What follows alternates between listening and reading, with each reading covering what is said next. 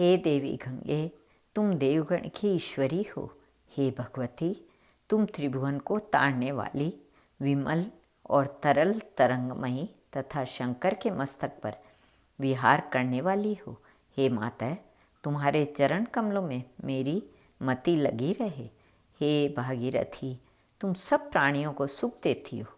हे माता, तुम्हारी जय हो।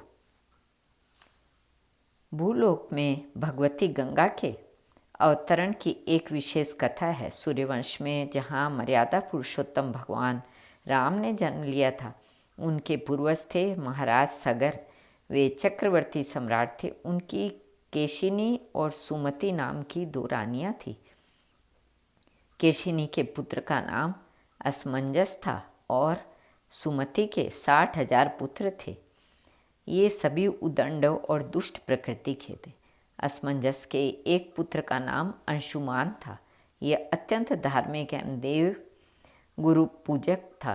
पुत्रों के दुखी होकर महाराज सगर ने अपने पौत्र अंशुमान को अपना उत्तराधिकारी बनाया। एक बार महाराज सगर ने अश्वमेध यज्ञ का अनुष्ठान किया। उसके लिए घोड़ा छोड़ा। इंद्र ने अश्वमेध यज्ञ के इस घोड़े को चुराकर पाताल में ले जाकर कपिल मुनि के आश्रम में बांध दिया। ध्यानावस्थित मुनि इससे अनभिज्ञ थे। सगर के 60,000 अहंकारी पुत्रों ने पृथ्वी का कोना कोना छान मारा, परंतु ये घोड़े को न पा सके। अंत में वे खोजते खोजते कपिल मुनि के आश्रम में जा पहुँचे। वहाँ घोड़ा बंधा देखकर वे क्रोधित हो कपिल मुनि को मारने दौड़े। तपस्या में बाधा पड़ने पर मुनि ने अपनी आंखें खोली। उनके तेज से सगर के 60,000 पुत्र तत्काल भस्म हो गए। गरुड़ के द्वारा इस घटना की जानकारी मिलने पर अंशुमान कपिल मुनि के आश्रम में आए तथा उनकी स्तुति की। उनकी विनय से प्रसन्न होकर कपिल मुनि बोले, अंशुमन घोड़ा ले जाओ और अपने पितामह का यज्ञ संपन्न कराओ। ये सगर पुत्र उदंड, अहंकारी और अधार्मिक थे। उनकी मुक्ति इनकी राख में गंगा जी के स्पर्श से ही हो सकती है। अंशुमान ने घोड़ा ले जाकर अपने पितामह महाराज सगर का यज्ञ पूरा कराया। महाराज सगर के बाद अंशुमान राजा बने, परंतु उन्हें अपने चाचाओं की मुक्ति की चिंता बनी रही। कुछ समय बाद अपने पुत्र दिलीप को राज्य सौंपकर वे वन में चले गए तथा गंगा जी को स्वर्ग से पृथ्वी पर लाने के लिए तपस्या करने लगे। तपस्या में ही उनका शरीरांत हो गया।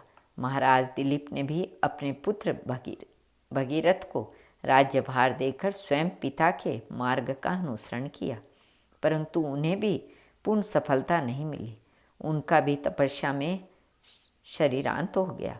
वे भी गंगा जी को पृथ्वी पर न ला सके। महाराज दिलीप के बाद उनके पुत्र भगीरथ ने घोर तपस्या की। अंत में 3 पीढ़ियों की इस तपस्या से प्रसन्न हो पितामह ब्रह्मा ने भगीरथ को दर्शन देकर वर मांगने को कहा। भगीरथ ने ब्रह्मा जी से उनके कमंडलू में निवास कर रही गंगा जी को पितरों की सद्गति के लिए भूलोक में भेजने का वरदान मांगा। ब्रह्मा जी ने तथास्तु कहकर स्वीकृति प्रदान कर दी। गंगा जी ने भगीरथ को पृथ्वी पर आने का वचन प्रदान करते हुए कहा, मेरा अत्यंत तीव्र वेग होने के कारण मैं पृथ्वी को पार कर पाताल लोक में चली जाऊंगी।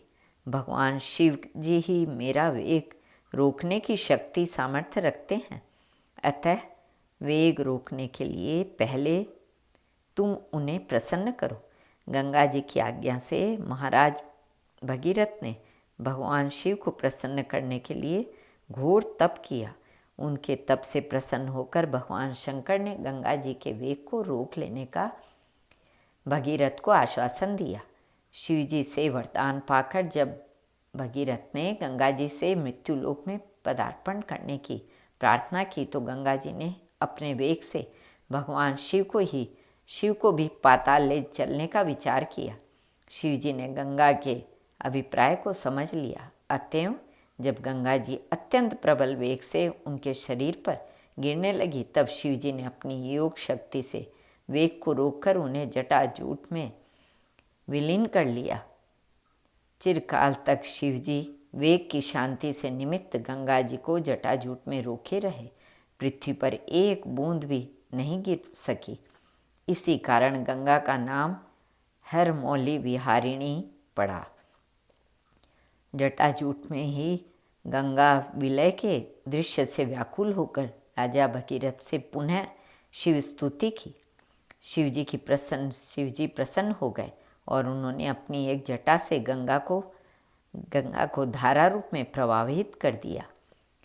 इस प्रकार गंगा जी पृथ्वी की ओर चली।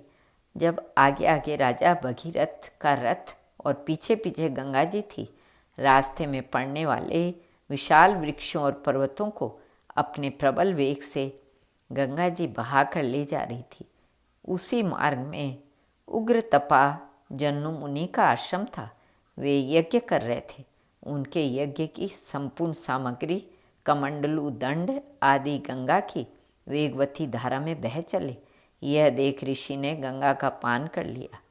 कुछ दूर जाने पर भगीरथ ने पीछे मुड़कर देखा तो गंगा जी को न देख वे ऋषि के आश्रम पर आकर उनकी वंदना करने लगे।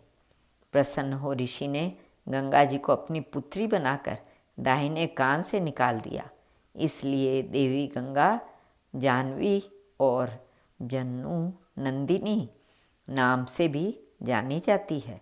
भगीरथ की तपस्या से अवतरित होने के कारण उन्हें भागीरथी भी कहा जाता है।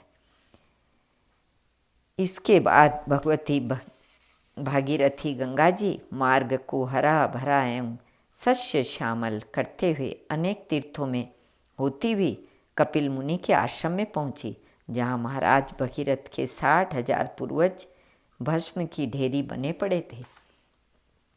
गंगा जल के स्पर्श से वे सभी तत्काल दिव्य रूपधारी हो दिव्य लोकों को चले गए। श्री कृष्णार्पणमस्तु।